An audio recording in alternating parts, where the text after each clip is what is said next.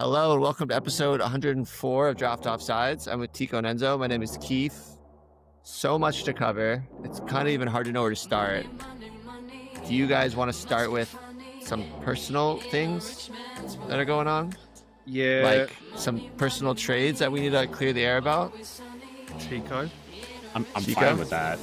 So I sent a trade over to Tiko, and this is totally my fault, and I'm not sitting here acting like I'm not like Tiko or Enzo where I'm like expecting me to do something. I'm not expecting the commissioner to do me into something. this? I've never done a bad trade. I'm living with the consequences of my actions here. But I sent a trade over to Tiko last week, and it was Jack Grealish and Dwight McNeil for Anthony Gordon, and then he didn't accept it or not accept it. It was pending. And then the Newcastle game happened, and after Anthony Gordon got the red, immediately after Anthony Gordon got the red, he auto accepted it. I just say? And just laughed his ass off. And I personally think it was a little bit of a scummy move, but I'm not gonna like throw a hissy fit about it. It is what it is, but a little scummy of a move. Wait, I can just see Tiko's face. Like the first thing he did as soon as that red card happened, it would have been only like 2 seconds before he checked his phone, was see if that deal was still on the table. And as soon as he saw it, I could just see the yeah, that's exactly what happened. But again, the second thing on that is that's what you get for accepting his drunk mushroom yayed out wherever he was on drugs in Amsterdam trade. It's just karma. It is what. Yeah, I mean, I should have canceled the trade before the game started. Like it's on me. What I always do is whenever someone sends me a trade offer, I know that I don't want it. I never decline it. I never ever decline a trade in the hopes of something like this to happen, so I could go on there and accept the trade. It's amazing that it happened to you, and it's amazing that I got actually Grealish and Gordon, they might be a wash. It might be, but I mean, at the end of the Grealish day, is still a big take. I feel. I think at the end of the day, I'm not mad at the trade at all, even the way it is. I think Gordon is a higher value than Grealish end of season, so I'm not mad at it. Yeah. I think obviously I'm taking a 3-game hit where I'm just not going to have him, and it sucks. But if you would have told me this trade would happen, and I just wouldn't, defer Grealish for 3 games, I would have been like, okay, I might take that. You know what I mean? It's just like the way it happened was shitty. Keefe, yes. When I went to look at it, even when I clicked the accept, right before, right after as well, I was like, man, do I really want to make this trade or do I not want to make this trade? But the idea of me screwing you over, knowing how upset you would get, I was like, even if it's a bad trade, I have to accept this trade. Tipped it over the edge. Yeah, I kind of figured that was part of it. I don't know if you really wanted to make that trade, but that happened. Beautiful. Yeah, it is what it is. Okay, funny, haha. Just FYI for the record, I've never made a bad trade one way or another. It's always been fair. I just realized all of us are wearing our favorite team's jerseys. I think that's look at that. Yeah, we have the new kits. New kits, baby. New kit goofing. Oh! Wait, what? I'm just goofing. New boot goofing. Oh! Okay, let's talk about this really quickly. We have so much to cover. There's obviously crazy. The transfer window just ended. Real quick though, let's talk about our bet last week. So Tiko, what was our bet last week, and how did we not succeed with our bets? So initially it was Newcastle, but because of the red, we took out Newcastle. We replaced it with Manchester United. It was a 14 parlay. It was Everton, Palace, United, who replaced Newcastle, and Manchester City. For all of us picked one team, including our producer Sergey. All of us got our bets correct, with the exception of Keefe. Yep. Who is fantasy-wise is just taking massive L's. gave up a player, didn't get the hit on the parlay, and went on to in his fantasy matchups. I went 0-2 too, man. Why are you bringing it up? Yeah, I still like my teams. I still like my teams though. I'm not panicking. I made bad managerial decisions on the 10-man league, but on the 12-man league, it was just unfortunate. Bad game. It happens. For the person that commented, said my team is the worst one. First place, only team that's undefeated, 3-0. Whoever you are, suck it. It's early, Tiko. I don't know. It's fine. Let's see you talking after 10 games. No, it is early, but you got to talk could shit only when you win the talk games shit. you've played. Yeah, I hear you. That's true. Okay, let's move on from this. I don't like the Tiko gloating section that we're in right now. Oh, glaze me some more. Okay, so the transfer window is shut. That was the craziest transfer window I think I've ever witnessed in like 20 years of being a soccer fan, 25 years of being a soccer fan. There have been some football fan, crazy Premier League transfer fan. windows, but this as a like Just a majority like of teams, sheer volume. Yeah, like, just sheer teams. volume. Yeah, not it just was coming insane. in, but going out. That was Everything. Yeah, so much. so chaotic, so much drama with like the Isak thing, and then like this Nico Jackson thing at the end, where he was like gonna go on loan to Bayern, and like the lap gets hurt, and they try and recall him, and he's refusing to leave Germany. Mark Guehi.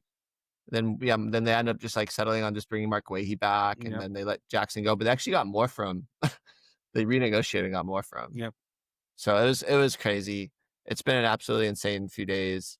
I think we need to talk about it from a fantasy breakdown down and talk about some of the guys that are officially in. Mm-hmm. I think obviously, I think the number one pick that everyone's talking about is Xavi Simons to Tottenham. I think Enzo, like that came out of nowhere, kind of, huh? Yeah, it Just came out of the blue. nowhere.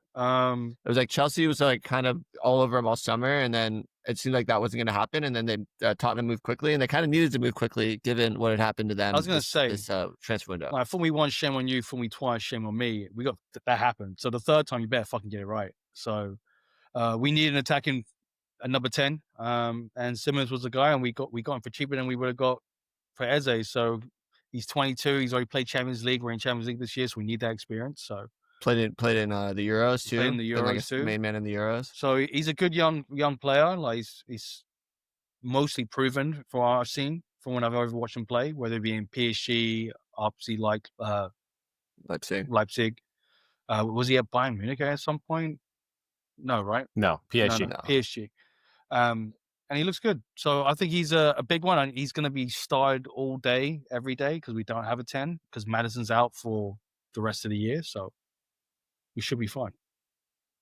I think, yeah. So I think the three biggest names that we really are going to break down are Xavi Simons, Kolo Muani, and Woltemade.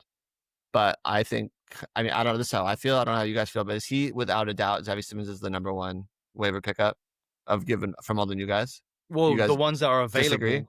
Oh, that are available, yeah. Tiko, you disagree? You pick one of the other guys up? So before Whistle went to Newcastle, I had Woltemade ranked higher, and I still have him ranked higher.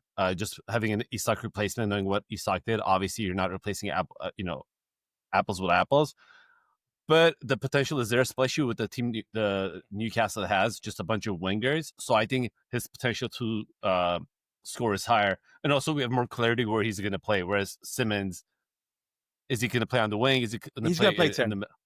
He's going to play 10. He ain't going to play on the wing. He can play on the wing. He can play on the wing, but he's going to play 10. We know this for sure. I'm 99% sure. I'm not sure.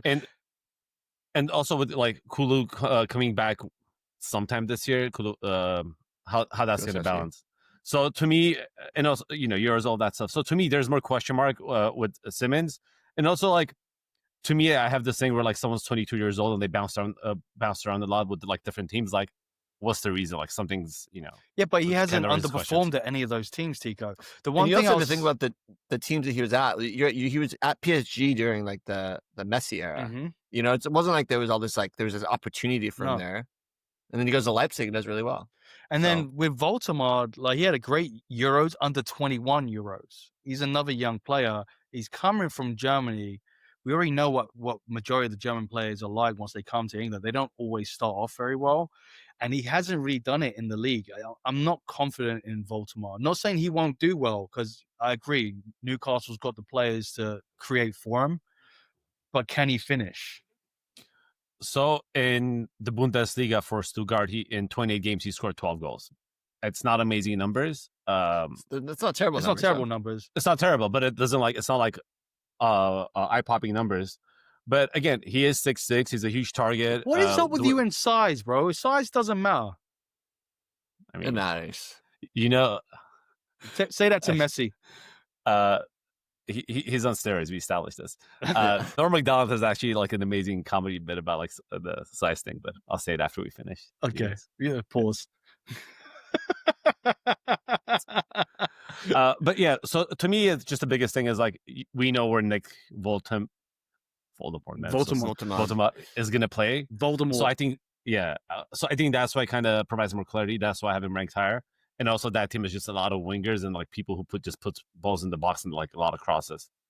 Yeah, I think also you have to think about Eddie Howe has done a really good job of nurturing talent, you know, in the past. The one thing I do want to shout out is that in Isak's first year, Callum Wilson was also at Newcastle. And that was, remember when Callum Wilson was like playing for England and was quite good. And like he had like so that year, I think Isak ended with like 10 or 11 goals and Callum Wilson ended with like 18 goals. Yeah.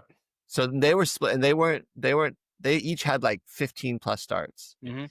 You know what I mean? So I think with Wissa going there, like the profiles are very similar. Like Woltemade being like new to the league, really high profile, and then like an established guy that's a little older. It seems very, very similar. So I have a feeling it's going to be a very, very similar split of games and split of usage. Isak had 17 starts, 10 goals, 1 assist, which is like, that's pretty amazing, you know, for the first year. And then what was Callum Wilson that same year? It was like, I think it was like 18 starts and 18 goals or something, right? Or he's coming off the bench and scoring. Pull him up. Wilson, 21 starts, 18 goals, 5 assists. Yeah. Yeah. So I just think that I think I'm not mad at the Woltemade shot. No, I'm not mad at it. I also think especially maybe if you have a striker or if you have Wissa. I mean, if you have Wissa, he should be your number one probably. If Wissa, he could play on the right wing, right? He's done that before. He can, but he plays on the left or off front. He plays more off the left. Or right or left, yeah. Because Elanga off the left. Well, I mean, he's not going to overtake Anthony Gordon on the left. So if you put him on the right wing situation has been like kind of a rotation underwhelming. Well, they just bought Elanga, but he hasn't even started every game, right? So that might be a rotation. He didn't start one game. I think that had more to do with they did like a weird 3-5-2 thing. Got it. Weird lineup. We'll see what happens. You want me to tell you? So in the league last year, you want to know Xavi Simons and Nick Woltemade's points per start? Yeah, go on. Xavi Simons, 13.95 points per start. Woltemade, 12.46. Wow. Both really good numbers. Really good numbers. But it's also Germany. It's like hard to... That's what I'm saying. So, yeah. So I think for me, I'd probably rank him personally, Xavi. You're kind of making me think Woltemade over Kolo Muani. Yeah, me too. Do you think that? Like, I would put the one thing. I'd put Woltemade over Muani. Though I think the things with Xavi Simons and Muani that make me think actually that like I don't know if you can go wrong here because like with both of them, you know they're going to be playing a lot more. I think with Kolo Muani and Woltemade, I think there's probably less than Xavi. I like no that Xavi Simons is going to be playing almost every single game that he's healthy. With the other two, I think there could be some rotation. Whether Muani comes off the left with Charleston there, with Brendan Johnson, with all these players, I could see him not being eased in a little more, and I could see Woltemade being eased in a little more with Wissa there. But you know from the rip, like right off the bounce, that Xavi Simons is going to be the guy that's going to be getting all the minutes. So I think to me, that's why he's number one. I think the other two, you could make an argument either way, personally. Okay, so those are I'd call those the big three, right? Those are the big three guys coming in. Some of the other noticeable ones, Harvey Elliott to Villa. I think Harvey Elliott's someone that we've all really liked, and it's just been a matter of opportunity for him. Yeah. So now he has a chance to go to Villa. I think the one concerning thing with Villa is that Morgan Rogers. I mean, there's just a lot of rotation at Villa, and like last year, even with Asensio and Rashford and all these guys coming in, like they rotate a lot. So I think that's problematic. We also liked Harvey Elliott a lot when Klopp was the manager. Last year, obviously, he didn't get a lot of opportunity, but even so, I feel like he didn't really do much when he was starting. And with Villa, they've been bringing in a lot of midfielders. This kind of hasn't worked out for them, so I think that's going to be an interesting one. I think, to me, it's like I wouldn't waste a lot of FAAB on there. It's more like wait and see. Yeah. Someone's going to take a risk, though. Someone's going to take a risk, and they're going to put a little bit of FAAB on him. But there's so many people. It's like, you either invest 100% into a couple players or 100% into one player, or you try to spread your FAAB out and try to see what you catch, what you need. But I think there's an argument to be made for both, right? Like I think like guys, people are going to have to drop players to pick up some of these guys, and so you might be able to get some gems off waivers. And the other opportunity I think there is, I was talking to a friend about this, is like maybe you play like that. You remember like in the gold rush, like the guys who made the most money were the ones that like sold the shovels, not so much the guys searching for gold. Yeah. So maybe the move is you actually just try and get rid of your FAAB for like an established player and not chase. You know, maybe it's like try and get trade for someone who's underperforming, like an Ollie Watkins, and throw like a player plus 60 FAAB, 75 FAAB, and see if you can get like an Ollie Watkins. Yeah. As opposed to one of these unknowns that's coming to the league. I think that's a very good strategy as well here. Yeah. I mean, same thing with, like, to me, between Harvey Elliott and the next person you have on the list, Jadon Sancho, who's also going to Villa. I'd rather take the risk with Jadon Sancho. Agreed. Because even, like, remember last year, same thing happened. Villa brought in Asensio on the right, Sancho, Rashford on the left, and for whatever reason, like, Rashford like kind of revived his career. We know Sancho, when he went back to Dortmund, was it last year? 2 years ago. Revived his 2 years ago. He revived his career. So I think for the potential for him to, like, the ceiling for him, I think, is higher than Harvey Elliott. For fantasy value, I agree. Yeah. I mean, I think Harvey Elliott might be the better player, but not for fantasy value. Okay, so here's a question, and I don't know how you guys want to, like, we can do it the way that I have it in my head, but tell me if you guys think this doesn't make sense. I want to ask you guys how much FAAB you're going to spend on Xavi Simons, Kolo Muani, Nick Woltermod. Do you want to do the thing where we each take our headphones out and, like, look away and set a 30-second timer and let each of us talk? Or do you want to just... I don't even think it should be 30 seconds. I think 10 seconds should be enough for us to say how much we're going to do. Okay. I mean, I was thinking it'd be nice, but just, okay. 20 seconds. You would also, seconds. like... Because remember, that's a long time. If you really think about it, 30 seconds doesn't sound like Let's do it. Everyone get your clocks out. Yeah, let's do 30 seconds, because we could also, like, kind of provide some context. Are we doing all three in the 30 seconds or just one? 3 and 30 seconds. Okay, then I gotcha. Okay, so who wants to go first? I could go first. Okay, so what we're gonna do is we're gonna like go off screen and take our headphones off, right? Well, yeah. Do you guys have your phones with you? I'll just put it in the WhatsApp message when I'm done. Do I have to leave the room, right? That's fucked up. But... No, just take your headphones off. Take your headphones off. Okay, I'm gonna hit start now. Just we'll pop back in 30 seconds. Yeah. All right, go. Ready, set, go. All right. So for Simons, I'm gonna put 40. For Ultimate, I'm gonna put 30. For let's see. For Kolo, I'm not putting any FAAB on Kolo. Just Richarlison's been doing good, but I think Simons' upside is there, and also I have Wissa, so I want to make sure I handicap him with Ultimate on Newcastle. But also Real Madrid is off to a 3-0 start, top of the league, whereas Barcelona, those assholes, tied after cheated. Lamine Yamal faked the penalty. VAR was down conveniently. They're gonna hate this. Okay, that was 30 seconds. Did you get everything out you wanted? Yeah, I honestly, like 15 seconds was all you needed. Yeah. Okay, should I just go? Because Enzo looks like he didn't set a timer, so I don't know where he went. But he's gonna come back, and then he's gonna. Also, what happened to his camera? I don't know. I'm just gonna go. You want to just get off and I'll go, because I don't know. Who knows? Can I still stay here? Just flip around or something. I don't want to. I can't. I just don't want you to read my lips. All right. No, yeah, I don't need to see it. Ready? Okay.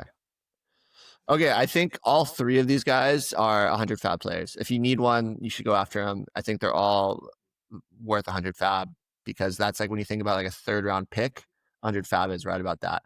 I think for me, that Xavi Simons is the number one. This is what I talked about, where he's going to have the opportunity to get in and play the most right off the rip. I think I'm leaning towards Kolo Muani 2 and Woltermod now being third. And I think all three are totally 100 FAAB players, and that's what you're gonna have to spend to get them. So yeah, this has now been 30 seconds, and I don't know where the hell Enzo is, and Tiko has his back to me. So yeah, all right. So we both went, and then Enzo just MIA. Oh, Enzo probably waiting for you to message him. Okay, Enzo, you ready? I didn't do mine yet. What are you? You ready to do yours? I was waiting for your message in the friggin' chat room, like you said you were gonna do. Okay, Enzo, we both went. So you ready to go? We're gonna step off. Yeah. Okay, ready, second. Oh, wait. Sergey, then you can't be in here when I'm doing this, mate. No, you can't be in here when I do this, bro. I'm doing what FAAB I'm going to use. I don't trust you. Get off. No, get off. Get off. I didn't even go. Why? Because your brother jumped on. To do what? Oh my. I don't Do you need another 30 seconds? I feel like we're wasting time. I didn't. You haven't gone? Don't say it. Yeah, Enzo, you need to go. Do we need to step off again? Yeah, because I didn't do it. But that wasn't even 30 seconds. You guys said 30 seconds. It was 30 seconds. That was 30 seconds. I feel like 30 seconds. Keep going. Okay, ready, set. Is that okay, what you... Oh, yeah, on 3. Okay, ready, set, go. 30 seconds starts now. Lovely. Xavi Simons, I'm going to do 100 because I want Xavi Simons. Wolfstad, if you need a striker, I think you should go higher. like 60, 70 FAAB, but if you really need him, I still go 100. Colin Mwani, I really won't do too much. He's going to Tottenham, so I don't know if he's going to score that many goals, but you never know. But I go low, maybe spread out on him and Wolfstad as a backup. That's what I would do. Sergey, I hate you. Because I don't want them to hear it from a distance. All right, we're back. Okay, so those are the three that we didn't want to reveal because we don't want to screw it up for ourselves. But let's talk Harvey Elliott and Jadon Sancho. Should we have Sergey rank it real quick? No, I don't want him to tip anything off. Mm-hmm. He already, yeah. Okay, I don't want him to tip anything off. All right, Harvey Elliott to Villa. Where were you guys at with that one? I think we can talk about these ones, right? That's not an issue. I don't think it's an issue. I'm thinking I think you easily could spend 25, 35 thousand on that. This is if you're gonna spread. Are you gonna? But if you want him for sure, like you go a little bit higher. If you want him for sure, you pay 100 FAAB, then you get him. Yeah, that's 100 FAAB though, and you gotta hope you're good on the waiver wire. Yeah. So, but I think where do you think it's value? Where do you think it starts becoming worth it? I think paying more than 30 40. Yeah, more than 30 FAAB is too much. I already feel, but if you, I don't know. I mean, I think you need. I think the only concern is just rotation, and when you look at Villa players in the past, even Asensio and Rashford last year that were considered successes, didn't start every game. Yeah. So I don't know. Maybe it's a little bit different this year because they don't have Europe. Mm-hmm. That's true. But I just think that's a concern. I think there's still a lot of players there. There's still Daniel Malen. There's still Morgan Rogers. There's still Leon Bailey's still there. I don't know if you guys know this. I put this in the notes for the recaps, but you guys know they haven't scored a goal this year, right? They haven't scored a goal this year. Yeah, so they need all the attacking help they could get. Mm-hmm. So yeah, I'm just saying there's a lot of faces in the crowd at Villa, and so that's a concern. I think with Sancho too. Bailey's no longer a Villa player. But he wasn't. Did he go? play all year. Oh, shit. So. My fault. Yeah, he's in Roma. You're right. My bad. But yeah, and Buendia's there. I mean, there's guys there. Yeah, there's guys there. Yeah. So I think Sancho, I'd go a little higher. Yeah. I think you could maybe take a little bit of a stab. But again, it wasn't like he really lit it up at Chelsea last year. I think he's kind of struggles in the Premier League. Yeah, but he does better in Germany. But he was at. I think he struggled at Chelsea because of the rotation. He didn't play as many games. Yeah. I think he had certain games where he looked really good. There were just other games where he was just. I think he needs games, and you're going to get more good games out of him than bad. I feel so. I think he might be worth a 50 FAAB stab. Donnarumma to City. What do you guys think? You know already what we think. You love that. You absolutely love that. I mean, I think I like it because he's a really good shot stopper. You like him because it's a Man City goalkeeper. You think he's going to get clean sheets still. Even though this is no, I do not think that anymore. I've learned. It took me 2 years, but I learned the hard way. That's not the case. What I would say is, I don't think Ederson the last couple of years had any high value for as far as fantasy wise for City. But this City team is not the City team we know. Nope. Their defense is not that good. I think he's gonna have a lot more saves. I don't know about clean sheets, but I think he's gonna get a lot of more shots on. He's gonna be busy. Yeah, I mean, I like it. I think the name value is gonna make it be just there's leagues where people are going to spend FAAB on him, which I would never recommend spending FAAB on a goalkeeper. Yeah. I just think that's a waste of a precious resource. Mm-hmm. Just put one or two so you go ahead of the waiver wire order. Yeah, or you just pick up the keeper that whoever bought him dropped. Yeah, keepers are so kind of whatever to me. All right, West Ham signed 2 mids. Mateus Fernandez, who was he played for Southampton last year. Mm-hmm. He played in this game. He started on the left wing. He actually looked fairly good. Yeah. I thought he looked okay. Well, I think it was the formation. It worked with that player and worked with Bowen, obviously, too. So, but let's be frank. They didn't score until the last 10 minutes of the game. They banged in 3. So, yeah, still some issues there at West Ham. Fernandez, 7.5, and it was all ghost. Yeah. Or maybe he got 6.5, and he got 1 for the clean sheet. Yeah. But yeah, so I think he's interesting. They had another signing too, another attacking signing from West Ham. I'm blanking on his name right now. And then they had that Masanga as well. I think he's more of a defender though. Mm-hmm. Gangly White Boy Summer is officially over. It's no longer going to be Suchek and JWP in there. Nope. And then Paqueta, that was kind of interesting, where there was a lot of rumors of him to Villa, but obviously didn't materialize. No. And he made it clear it wasn't going to materialize with his goal celebration. Yeah. On the weekend. Mm. Yeah. Okay, what about Kevin to Fulham? Tiko. All I know about him is he's coming from Shakhtar in Ukraine. That's the same league that had Willian, Diego Costa, like all those Brazilians when they were like Henrik Mkhitaryan was there. So they buy a lot of Brazilians, and some of them eventually make it to Europe. I love one-name Brazilians, but not Kevin. Like, give me like a Ronaldinho, like a Kaká, not a Fred or a Kevin. But Kevin's still, kind of Kevin's like funny. It's like so weird that it's like kind of funny of a name. dude. So It's like ironic. remember you know? that? What was it? The World Cup that their striker was Fred. Yeah. And then like I saw an interview where it was like, my name is not pronounced Fred. It's like Fresh something. I was like, get the hell out of here. It says Fred. You're Fred. Well, that's not right, is it? Because like it was like with James. If my But- name's not James, it's Hamas Rodriguez. But you know, like sometimes they have those like squiggly things on top of the letters. His was spelled Fred. Okay. Yeah. Fred. It's weird. Yeah. Okay, what about Samuel Chukwueze, who's also Chukwueze, who went to Fulham as well from AC Milan. He was a pretty promising young guy. He actually looked pretty good before his injury. I haven't seen him play that much. I haven't seen him since play that then. much since then. No. So I think both those guys are interesting though, and I think that especially if you're already low on FAAB or if you want to like what Enzo said, like spread it around. Mm-hmm. Those are some interesting guys to take stabs at. Also, Fulham has always had wingers that produce points. Like their midfielders, Midfielders, yeah, not wingers. Willian. He didn't Yeah, I mean, Iwobi sometimes drifts out wide too, so it is interesting. I think there's something there. Do we care about Tyler Dibbling to Everton? I think to me that just is it's just more Dwight McNeil just gets further pushed down. That's why I think so further. too. But I also don't think that he gets too much playing time. He plays on the left, don't he? Grealish is there now, and the way Grealish got 4 assists, he ain't going nowhere for a while. Yeah, I agree. Yeah, I mean, Grealish isn't going anywhere. Grealish isn't going anywhere.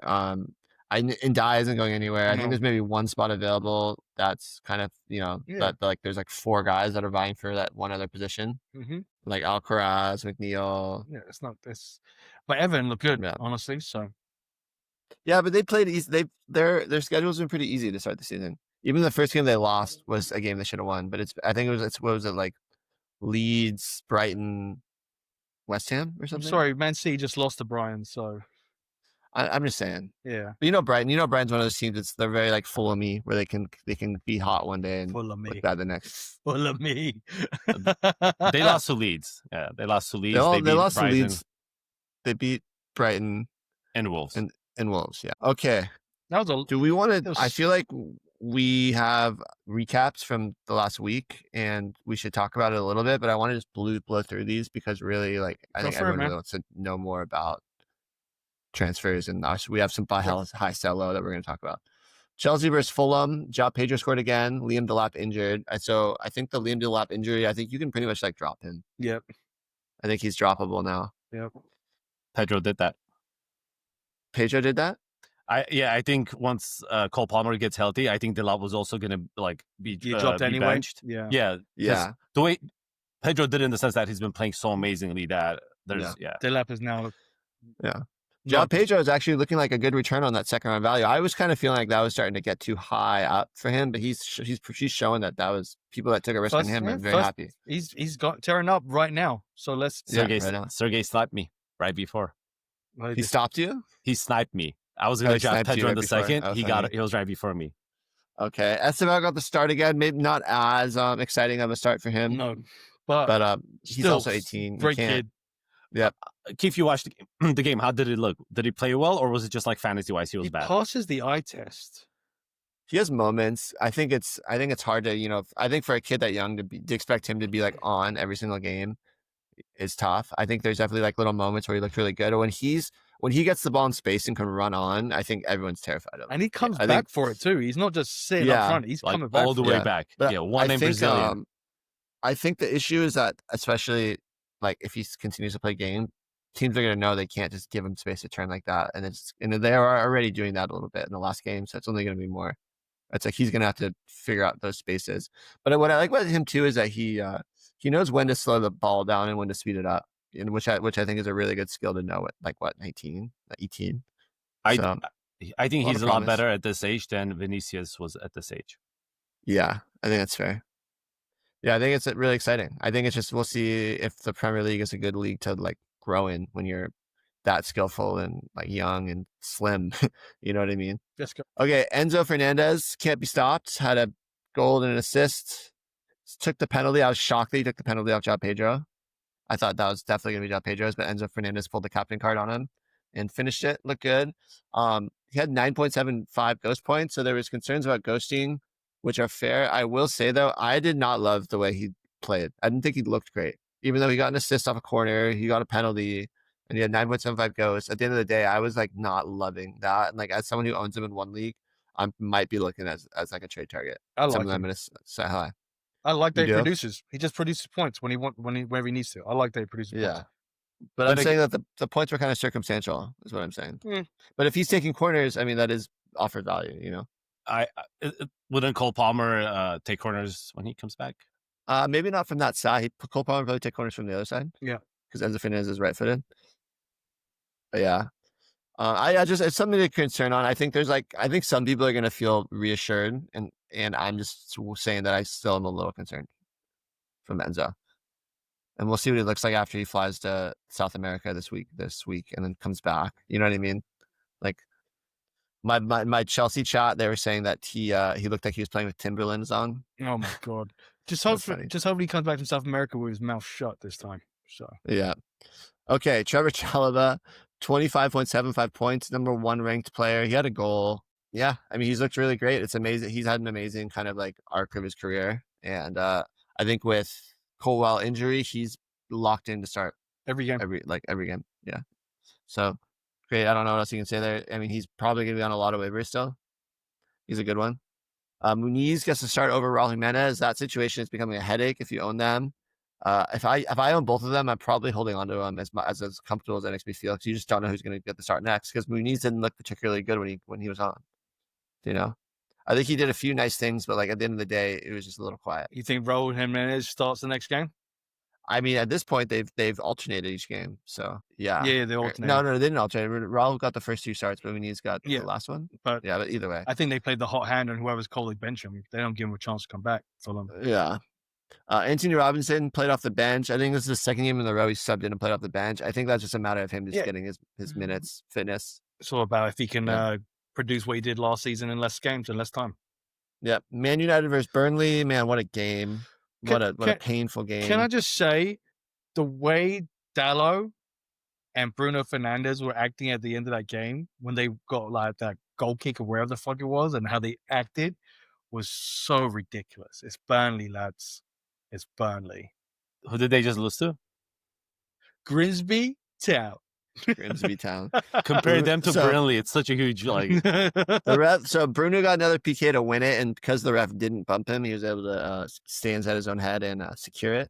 Good job. Cunha got injured, and Kobe Mainoo is going to stay now. So the Cunha news is a big blow. I wonder if that means that Bruno gets pushed up into the 10s. I wonder if that means that Mount just starts. Mount's going to start. Sesko. So I think people who picked up Mount last week off waivers, like we were shouting, that might be a good thing. Well, Mount's been starting. So yeah, but now with Cunha, definitely he's injured for 4 to 6 weeks with a hammy. I guess the question, but Mount got a little injury too. He came off. He suffered an injury as well. So that's an issue. Mount's a matter of time before he gets hurt. So then we're talking about like Xerxes. I know he came on instead of Sesko. Yeah, which is, I'm sure that was infuriating as a Man United fan, Tiko, and as a Sesko owner. It was a double rage. Have you guys seen all the? I'm memes? pretty sure even Xerxes was upset about that. I'm sure. Have you seen all the memes of Amarim after that Grimsby game? Like playing chess, so Monopoly. I saw that when they cut to him on the television. I literally saw that. I was like, that's going to be a meme in 10 minutes. Like, I just knew immediately when they cut to him doing that, like playing with his chalkboard. God, so bad. But you know what? They got the win. Amarim lives another week. We'll see what happens in the international break. Yeah. Sesko, concerned. I would be concerned if he's not starting after the international break. I think after those games, I'm going to start being concerned if I'm. Does he just not train well?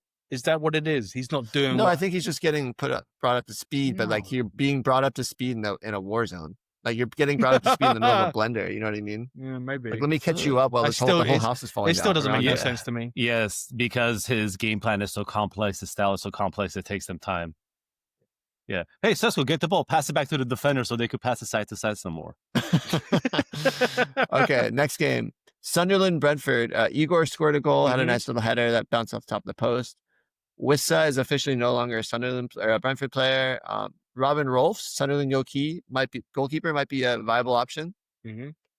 Have you What seen his about Granit numbers? Xhaka? Are we feeling good about Xhaka? I think this is just a flash in the pan, man. You think so? Yeah, I think it's a flash in the pan. Like, is he going to produce points here and there and throughout the season? Yeah, but it's not going to be consistent.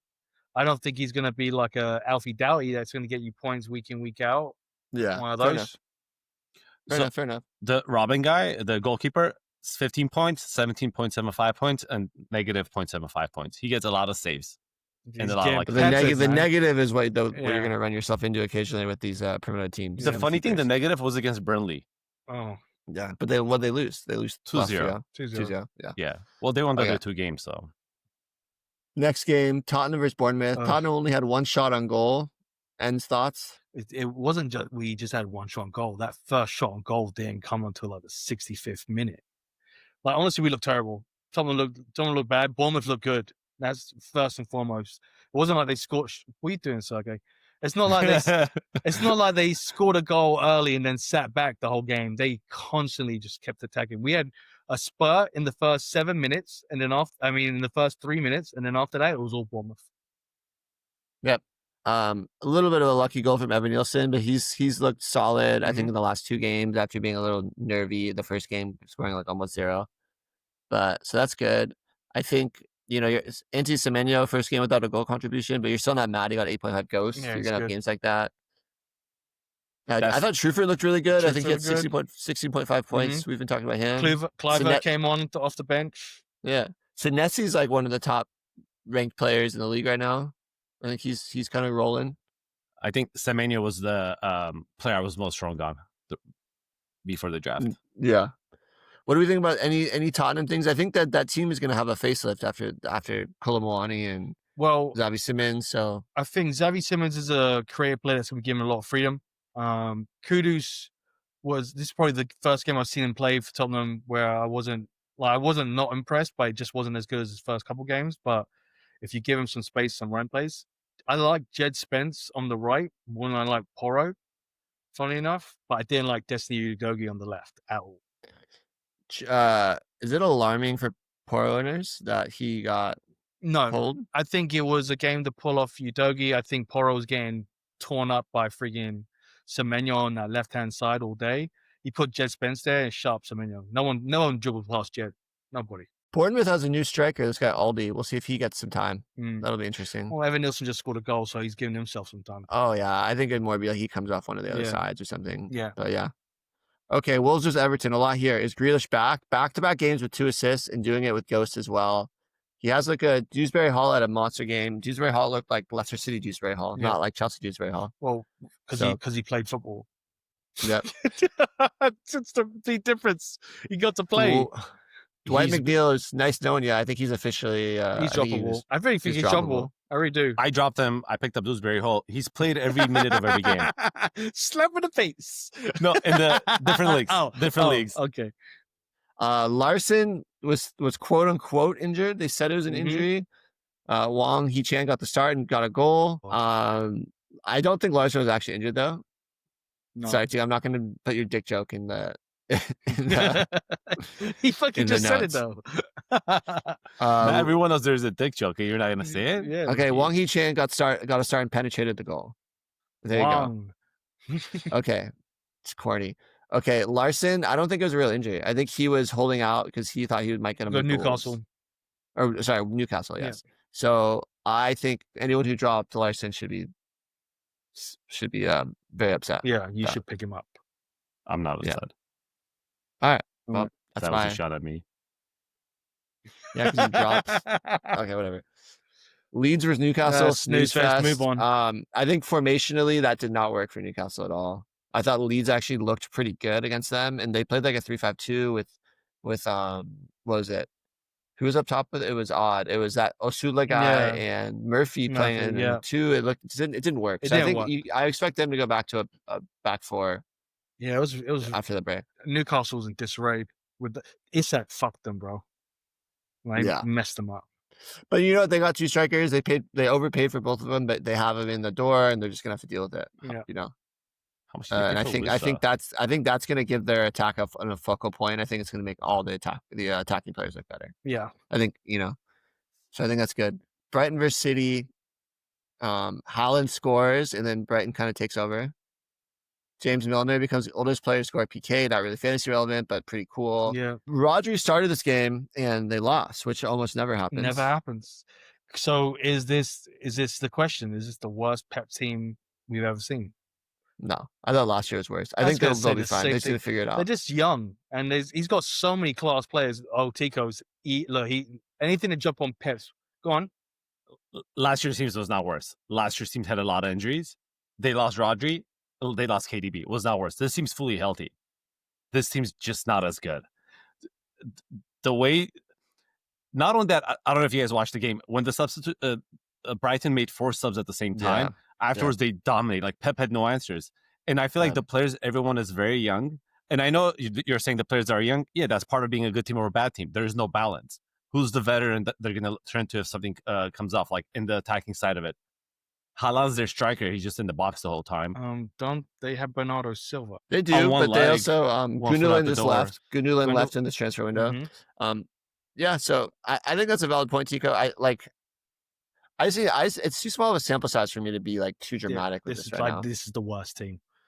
Yeah, like I mean, the guys manage amazing teams. Like, so it's not like I think at the end of the day though, like he even last year when he had all those injuries, he was able to figure it out. And the second half of the season, they had like the best record of any team in the second half of the season after he figured it out. So I think for him, it's about like he has all the pieces and he just needs to figure out how to bake the cake. Okay, so let me rephrase this question. When was the last time a year started that you thought the Pep team was not in running to win the championship? There's never been a year I thought they weren't in the running. And even but right now, I still think they're in the running. Yeah, you guys think he has a legitimate chance to win the Premiership this year? Yes. Yeah, absolutely. Okay.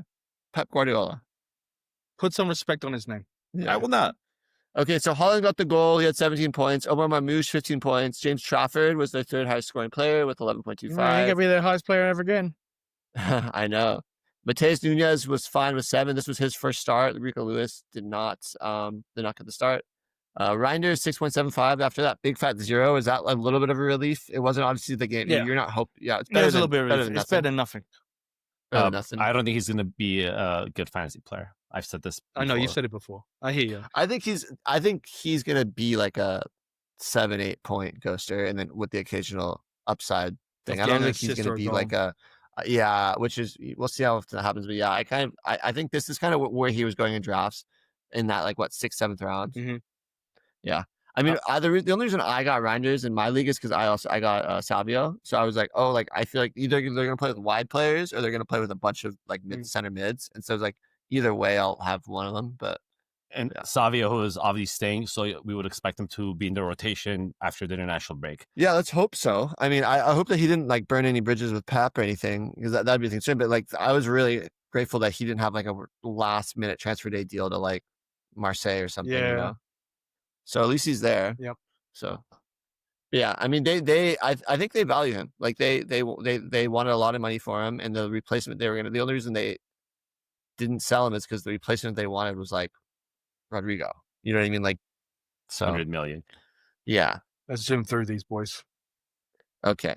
West Ham versus Forrest. West Ham showed fight. I said this last week. I called this last week. I said this is the week for West Ham. Fuck. Did I not do that? Yes, I did that. Fuck.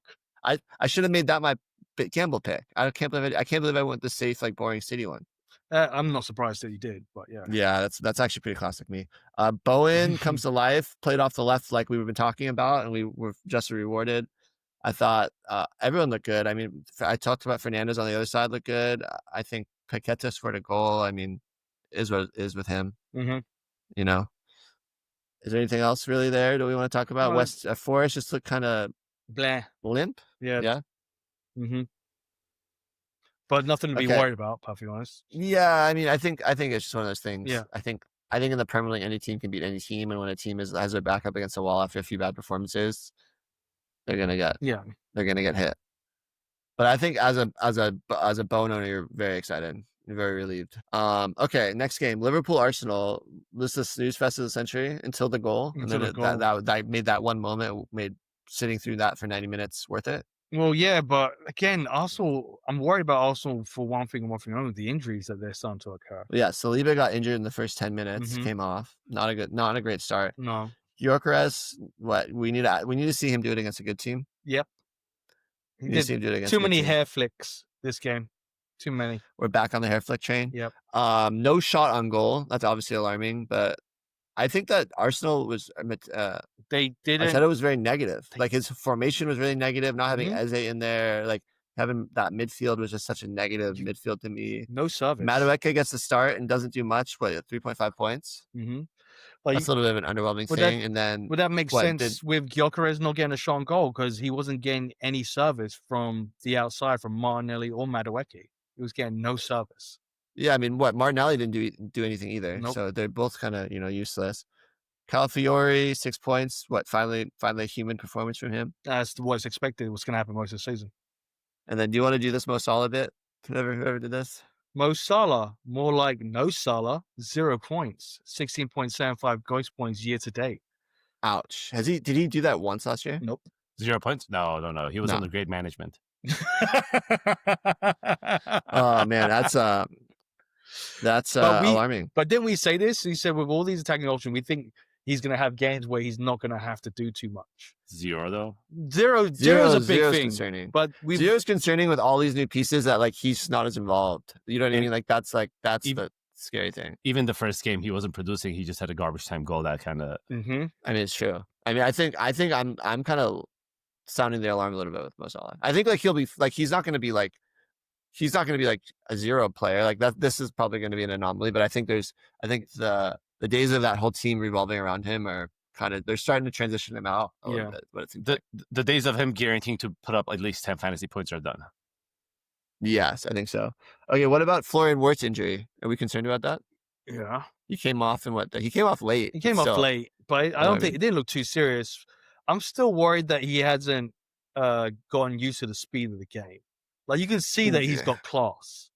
He's a classy player, but he gives away the ball too much. He hasn't got used to the speed of the game. Like he's gonna get opportunities. At some point it's got to click. But is he a buy low candidate? Dude, he's a first round pick. He's only gonna trajectory is only pointing up. You think it's only up? He can only get better. Yeah. Okay, so then what about with this Isak news? Are you really bummed? I think Gakpo and Ekatike are the two biggest losers from the Isak news. Yeah. Because unfortunately Ekatike has been performing very well, and now this Isak move that he spent 130 million on, they feel probably obliged to. Yeah. And then is Gakpo going to get pushed out and Ekatike play off the left? Is that his best position? Yeah. And so also, there's a lot of uncertainty. It's also going to help. I think Wirtz is going to be the most beneficial from the Isak signing. I don't think so. I think he's just going to have more space. Yeah, I think that's actually not a bad shout. But okay. Last thing, Szoboszlai scored a banger, a free set piece. That Tiko, is this your best RB in the world? Yeah. Is that? I mean, no, but it's funny. Yeah. How do you bench this guy? Like, how do you bench him? Yeah, you weren't even going to pick him up.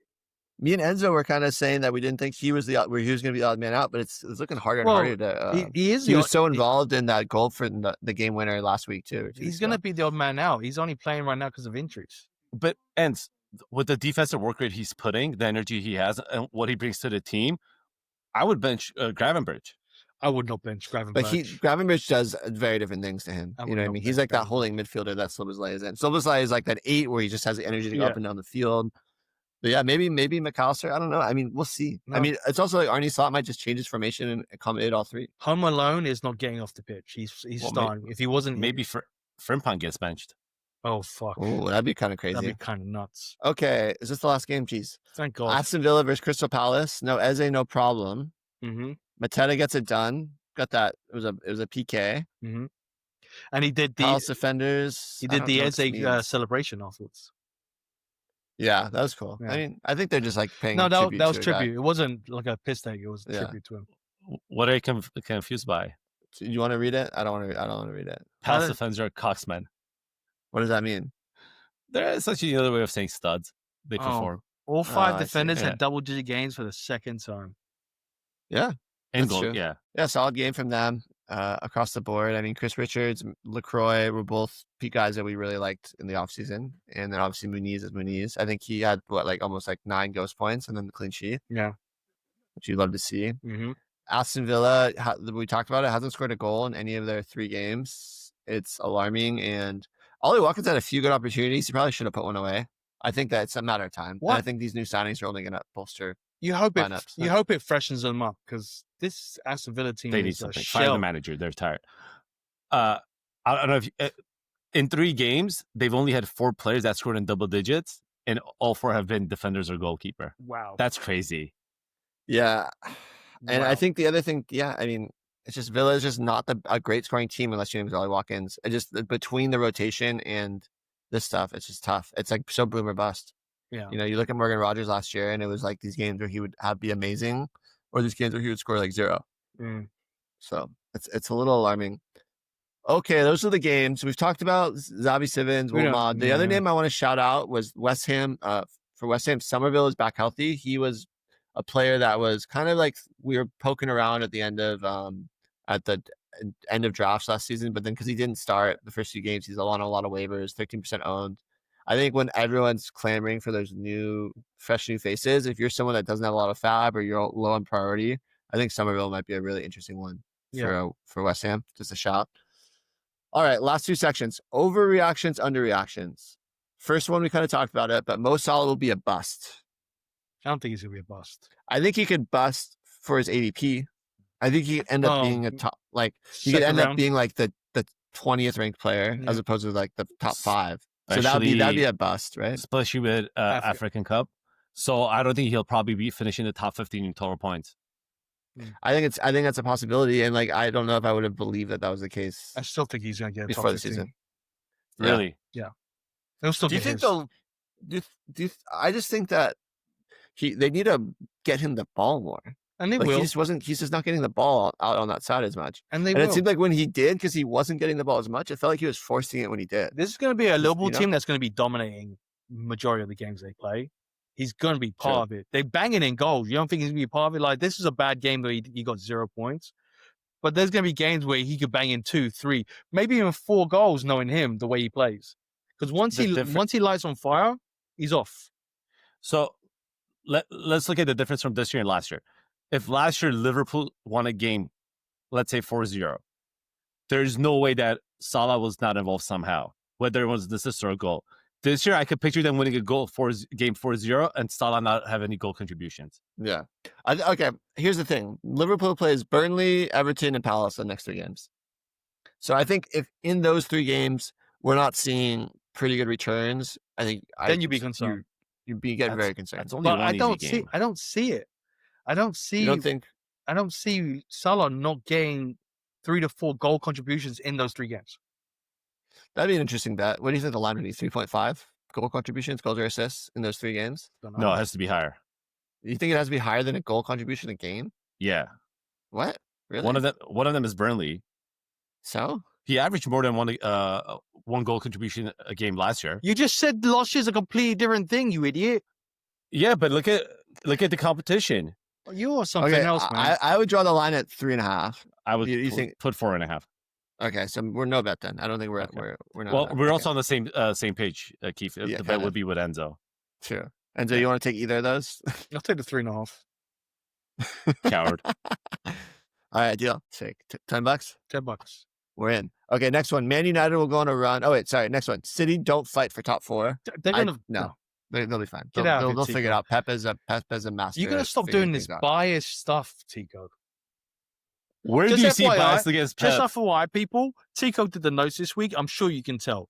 They're absolutely biased. I mean, I'm going to read this, but then I'm going to reiterate it. Okay, first, this next one is Man United will go on a run after demolishing Burnley. Well, unfortunately, they did not demolish Burnley. They needed a weak pen to get saved at the end of the game to get the win. So you cannot say that they demolished Burnley. They did not demolish Burnley. What world can you say that? So I watched this game at the end, I think the 90-something minute, like the 95th minute. Burnley had a set piece, and all I could hear was Enzo last week saying, "I would love to see Man U give up a set piece goal towards the end." I was like, if this happens, then Enzo would predict this correctly. Keefe predicted that Gordon would get a red and Cher would get injured. I was like, what is happening? Returning clairvoyant. Yeah. Okay. Yeah, I think that Man United is still going to continue to struggle. I think that the issues are with the players fitting into a system and the coach. Keefe, for our bet, after the way City looks, do you feel less confident or nothing changed? What was our bet? Manchester United. I feel a little less confident. They just need one win in their next 2 games. It's Chelsea and City. Yeah, I mean, I definitely don't feel as great. I definitely don't feel as great. But But I think we're back to like 50-50. Yeah, I don't think. I think it was like I thought you were ahead after the first game. I thought I was ahead after the second How game. many points do they have? 3? They have 4. 4. So they need, if they 2 draws, I win. But if they get 1 win in their next 2, Tiko. Okay, Aston Villa and Newcastle will struggle to scoring goals whole year. Villa, yes. Newcastle, no. Newcastle, no. Yeah, I think they did enough. I think they did enough for the transfer window. Yeah, Newcastle That's brought okay. in reinforcements, so Villa, I think they're gonna struggle.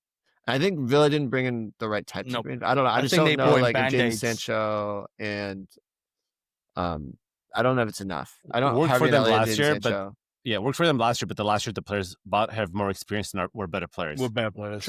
True. Okay, last section, sell high, buy low. First one, Trevor Chalobah, highest scoring player, averaging 18.75 points per game. What do you guys think? Sell high. I'd keep him. Absolutely sell high. I think if you can get something for him, you should try. What are you Like, gonna I get don't for know. him? I don't. Yeah. So I think his name. He doesn't quite have the name recognition, and I think defenders are so like fickle. Like if he was a striker that was averaging 18.75 points after 3 games, and if he was a no name, I think people would jump on it. But I think a defender, people are kind of wise to And, the ways. correct me if And I'm also wrong. Chelsea's had the easiest start of the season schedule. So I think if there is a time to try and shop him, it's now. And I would shop him, even if you want to get like some FAAB, because obviously if you're going to put FAAB on That's a good waivers, idea. even just That's a for good FAAB, idea. I would try to shop him because defenders you could kind of rotate as well. And again, they had a cupcake schedule to start off with. So let's just look at this, right? Defenders right now are a high commodity. You've got 1, 2, 3, 4. You've got 4 in the top 10. 4 defenders in the top 10. That's about par for the course from last year. But But these- top 10? Oh, top 10. Yeah, damn. Yeah. okay. Trevor Chalobah, Ricardo Calafiori, LaCroix, and then you've got Jury and Timber. They're all in the top Yeah. 10. But this is the time where you want to sell high. Yeah. Timber had that like one game where he had like 30-something points. defenders this year are tearing it up because even if you go past the top 10, there's some high-scoring defenders in there. It's I don't very know, I think early on, it's yeah. early. I think you're a guy where the sample size is small, and I think because it can skew, especially depending on like strength of schedule. It might be a time to jump. I like that one. Okay, Ricardo Calafiori, second highest set scoring player, injury prone. Is he a sell high? I wouldn't say. I'd keep him also. There's If someone offered you Wan-Bissaka for Calafiori, would you take it? yes, No. I would do it in a heartbeat. I'd do it in a heartbeat. I mean, I love Calafiori. I have a bias. yeah. Okay. But you wish you had his hair. Okay, keep going. I mean, I just have to not shave for like a couple of weeks. Do Can it. you, I would love to Do see it. with flowing Just do it, locks, please. with flowing Calafiori He's locks. gonna have Tiko. Sideshow Bob fucking hair. No, I'm a BBC gang. BBC. Okay, how about Ollie Watkins? Is this a sell or a buy low? Averaging 4.29 points per game. I wouldn't. Missed a few sitters. Not sitters. He had some good opportunities. He's that he been on a missed. down. Like he had a good season last season, but again, it's just that Emery is not scared of dropping this fucker. And I think the difference is they didn't bring any other strikers in. the frustrating thing with Watkins is he's one of those players, if you have him on your team, like you have to put him in the starting rotation just because of the name value and historically what he's done before. And his draft capital, you know. And I wouldn't want to go through that headache. So I wouldn't buy low. I'd rather just him being somewhere else, be someone else's problem instead of him being my I problem. think it depends on what you can get for him. Yeah. I think if there's a guy that's willing to give up I was talking to sorry to bring it up. I was talking to Nate about Enzo Fernandez because we have Enzo Fernandez, and we're like, oh, should we look at trading, seeing if we can shop Enzo Fernandez for Ollie Watkins right now? Hey Nate, this isn't your show. You shouldn't be Hey, being Keefe. mentioned in this show. Keefe, next time you talk to Nate, tell Enzo and Tiko say, fuck you.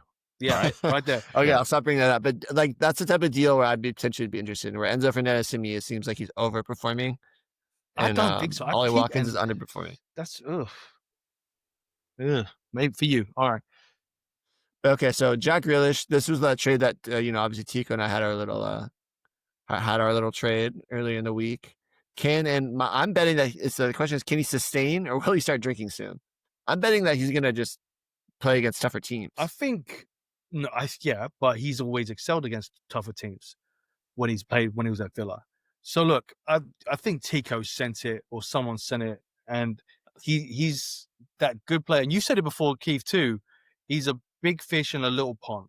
He likes big fish, small pond. Yeah, totally. and he does well in those situations because the expectation, and he performs. I think he's. I pull it right now. This is what Grealish is supposed to be: a cold hero at a mid-table club, a maverick that has the trust and confidence to create special moments. Dying archetype of a footballer. Yeah. Yes.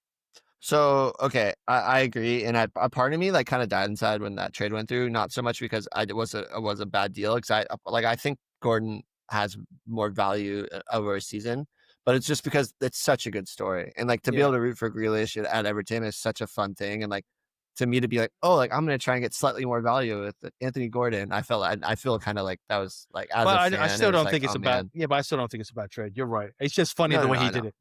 All right, you want to trade him back? Honestly, just give me Gordon or someone else. I don't want to trade him back. Just I think I'd someone else. What a piece of shit. No. I think I think Grealish. I mean, I personally think he's a sell high, but I think that sell high needs to be like second round value. Yeah. I don't think it's like you need to get like a premium player. And that's the trade that Tiko did. Like I think Tiko probably thinks that he's not a sell high. He's talking himself into it. You see what he's doing. I mean, you think he's going to get 2 assists every week? Not every week, but once a month. I like this next one, Keith. Palace defenders. Will they keep it up or will they Palace shatter? Will it become a glass palace? I think with Guehi staying, they could keep going. Now Guehi's still there. And seeing that he stayed professional, which really upset me that he stayed professional, didn't get his fucking move.